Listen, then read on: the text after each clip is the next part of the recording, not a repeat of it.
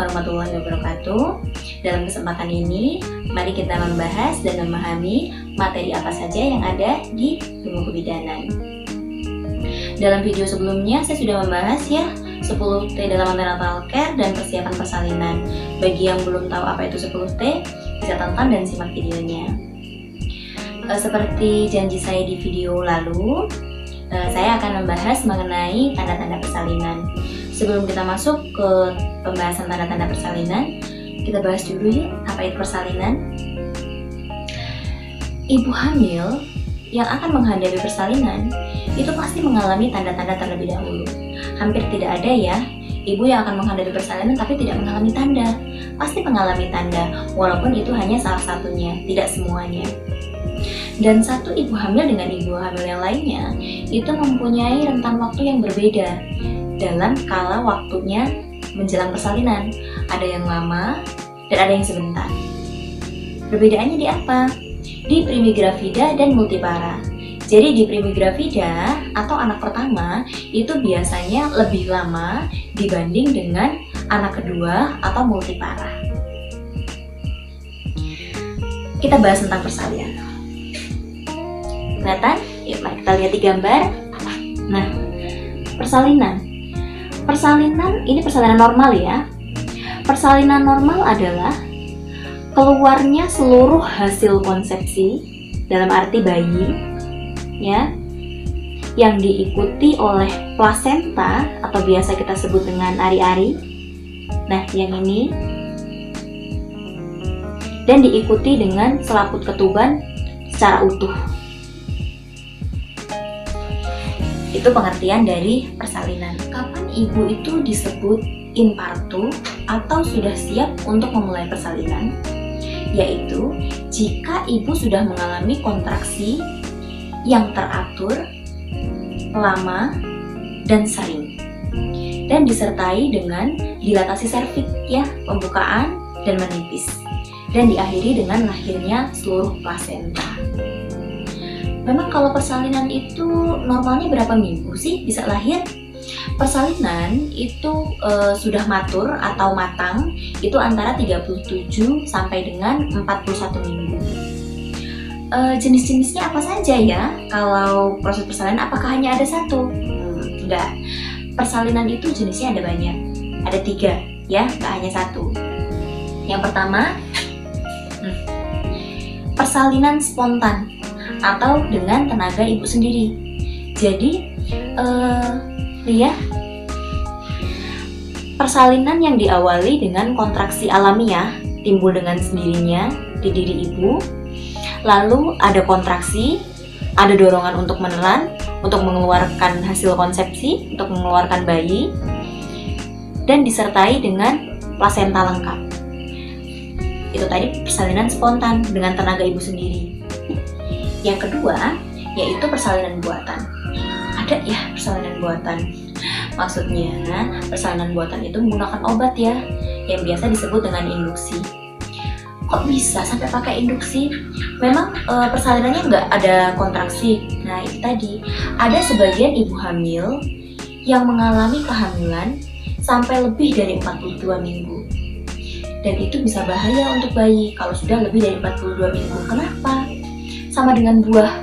Buah itu kalau sudah masak, kalau sudah matang, itu kan harusnya jatuh ke bawah atau kita ambil.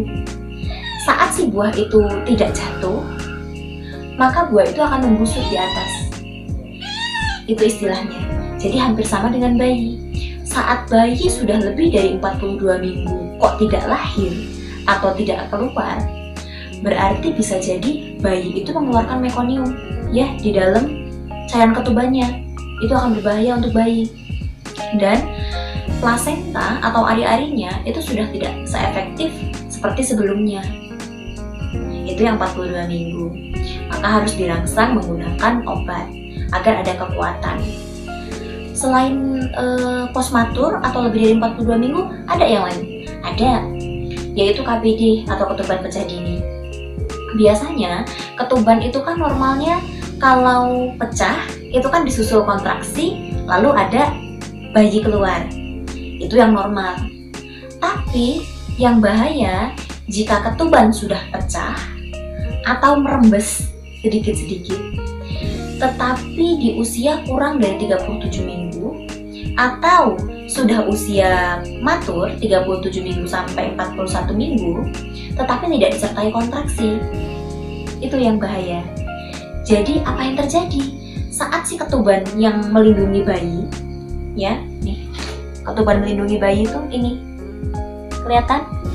Nah, saat ketuban yang melindungi bayi dari kuman, dari infeksi, tiba-tiba bocor, merembes, dan makin lama makin habis. Maka dari itu, untuk mencegah terjadinya infeksi, dibuatlah induksi atau dibantu dengan obat, makanya disebut buatan. Yang ketiga apa? Yaitu persalinan anjuran. Apa itu persalinan anjuran? Persalinan ya bisa jadi ibu hamil tadi mengalami faktor resiko. Untuk anak pertama bisa jadi panggulnya sempit, akhirnya diseksio sesar, atau mengalami preeklamsi atau eklamsi, darahnya tinggi, dia nggak bisa lahir normal, atau mengalami kegawat daruratan. Faktor-faktor apa saja yang mempengaruhi persalinan? Ada 5. Yang pertama yaitu passage atau jalan lahir yang meliputi panggul. Ya, panggul itu makanya harus diukur, panggul luar dan panggul dalam, karena normal ukuran panggul luar itu belum tentu panggul dalamnya juga normal. Makanya kita, yang saya kutip ya dari pemeriksaan 10T yang kemarin, itu salah satunya ada pengukuran tinggi badan. Karena untuk mengetahui apa? Apakah ukuran panggul ibu hamil itu normal atau tidak? Bisa untuk keluar kepala bayi atau tidak? Terutama bagi ibu hamil yang tinggi badannya kurang dari 145 cm. Vagina dan introitus vagina atau lubang luar. Yang kedua yaitu passenger atau janin dan plasenta, bergerak sepanjang jalan lahir akibat dari interaksi beberapa faktor. Faktornya apa saja? Presentasinya kepala bukan. Jika bukan kepala, itu berbeda karena gaya gravitasi, kepala lebih besar dibanding kaki dan yang lain, ya. Makanya kalau presentasinya itu sudah kepala, kemungkinan akan normal lebih banyak. Yang kedua, letaknya memanjang atau melintang. Kalau melintang itu hampir tidak bisa lahir normal, harus dengan anjuran seperti tadi di seksio sesar. Atau sikap, posisi janin atau bagian terbawah. Apakah ubun-ubun kecil bagian depan? Apakah ubun-ubun kecil bagian belakang? Atau muka? Karena itu juga. Yang ketiga yaitu power atau kekuatan ibu.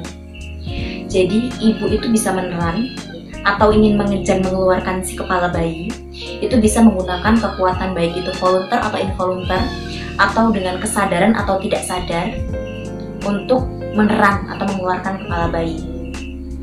Yang keempat yaitu posisi mempengaruhi anatomi ibu, baik dari berdiri, jongkok, duduk. Tapi biasanya kalau kita mau lahir, kita lebih menggunakan posisi yang lebih nyaman, yaitu setengah duduk. Yang kelima, yaitu psikologis. Setiap wanita yang akan menghadapi persalinan, itu pasti mengalami tingkat stres yang tinggi.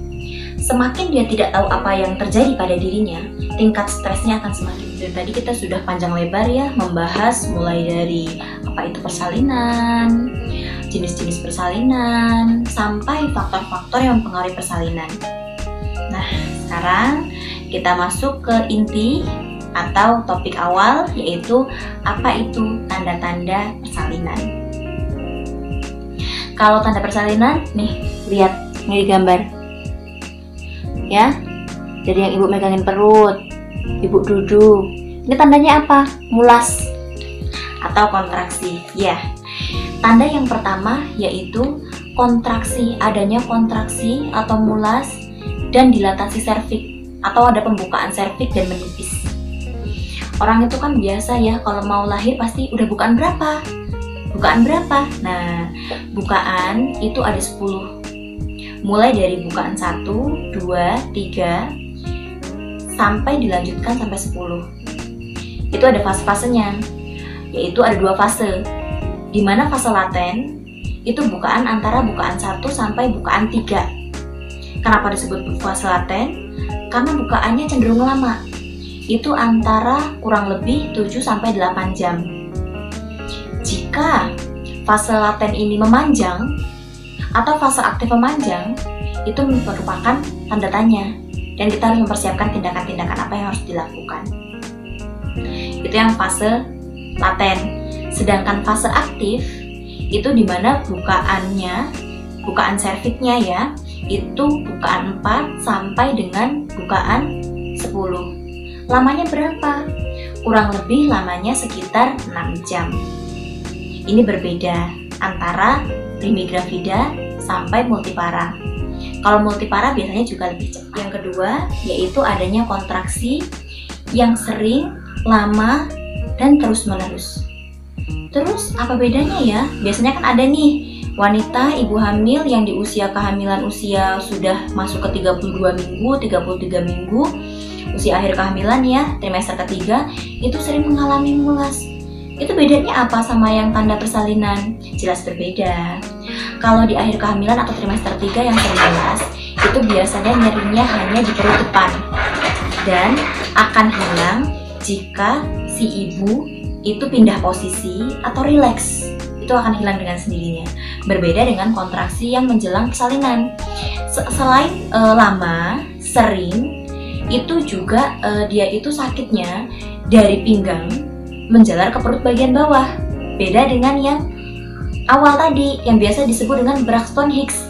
Jadi cuma di perut bagian depan. Kalau ini di bagian pinggang menjalar ke perut bagian bawah.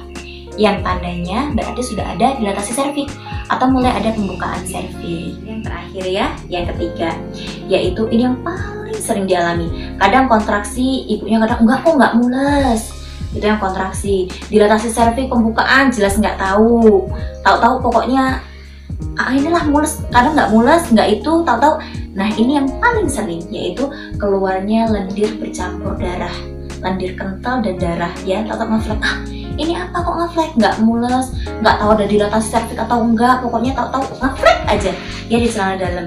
Nah itu sebenarnya darah itu asalnya dari mana? Kalau sudah ada darah bercampur lendir, berarti serviks itu sudah mulai membuka atau adanya dilatasi serviks menipis dan mendatar. Makanya adanya darah. Terus darah itu kok bisa ada darahnya? Darah ini berasal dari mulai dari pecahnya kan membuka nih. Serviks itu lahir rahim.